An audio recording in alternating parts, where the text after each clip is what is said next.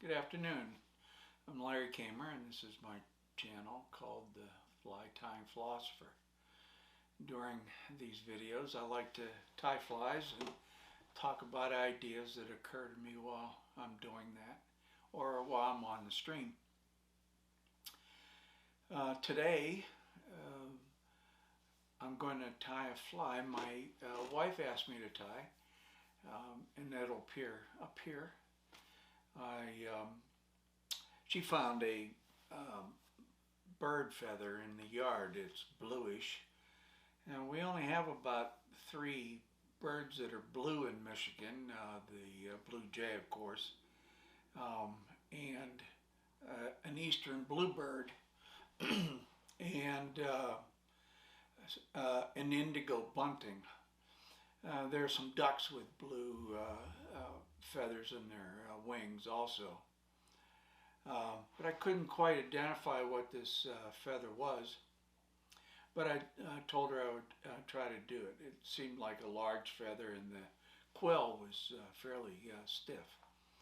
And you'll see that tying that on was somewhat difficult. So I decided to make a fancy fly for her. It's got dewdrop yarn, a blue wire ribbing, the feather for a hackle, and blue thread. Today's discussion is about phenomenology. Now that's a 6-syllable word, and but essentially means in philosophy, it's a way to analyze conscious experience. This was somewhat of a different approach to philosophy in the history of philosophy. Started off with Husserl,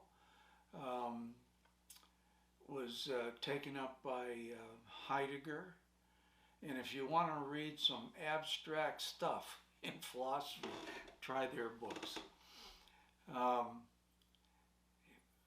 But the tradition was actually taken up by a number of people later in our history, and particularly Jean-Paul Sartre, and his works were essentially about existentialism, and I've been highly influenced by particularly his work called Being and Nothingness.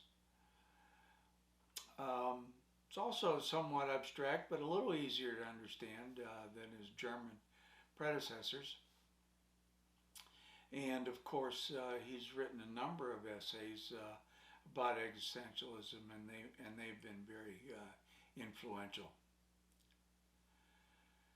But phenomenology tries to deal with experiences, and of course Tenkara is very experiential, and I was thinking about the experience of fishing, and certain things that really struck me or stuck out in my mind.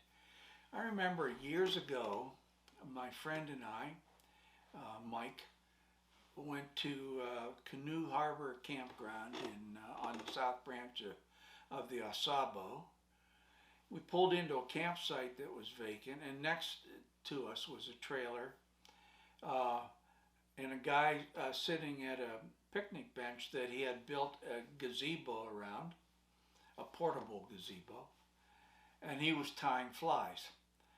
And of course he's tying flies on a vise he made himself, and we discovered that he was a tool and die maker who was off for a few weeks because plant changeover, and during those times when he's off, he does fishing.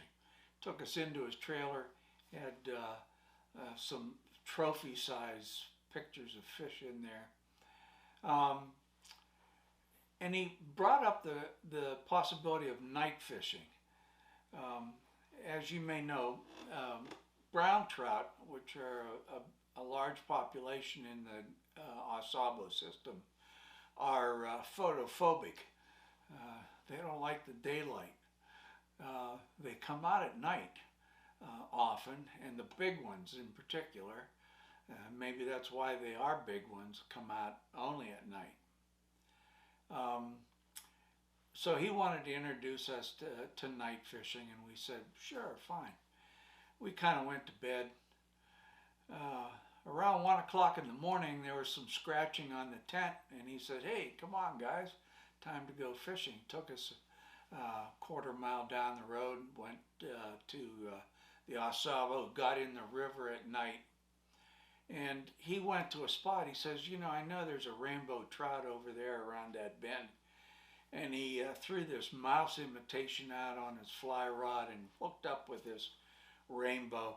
And we were standing kind of right next to him, and he gave us the rod. He said, here, feel this. This is what a big fish feels like on the end of your rod. And I had this experience of holding that rod and feeling the fish. He eventually pulled it in. We kind of looked at it, let it go. It was a beautiful fish. But I never forgot that experience. As a matter of fact, I went on to do a lot of night fishing after that, almost to the exclusion of daytime fishing.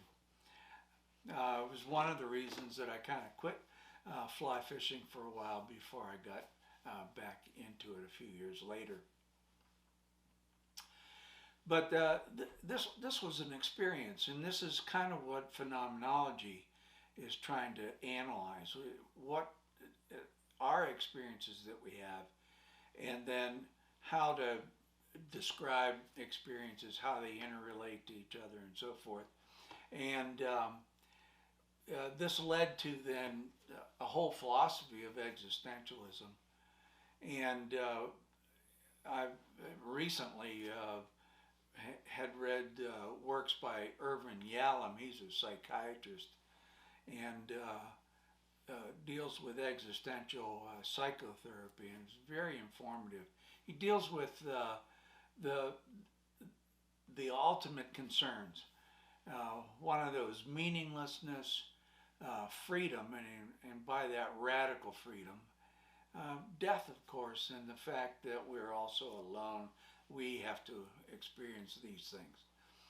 I won't go into that in any greater depth, but it's an interesting line of exploration if you're interested in it. We can share these experiences. When I describe how that fish felt on the end of the rod, if you've had that experience, you know exactly what I mean and how that feels. And you know when another fish, the next time you're fishing, strikes your fly, that's how it feels. And that these are wonderful experiences, and then we can share those as we talk about fly fishing and Tenkara in particular. So that's about all that I wanted to say today. Thanks for watching, and I'll catch you the next time.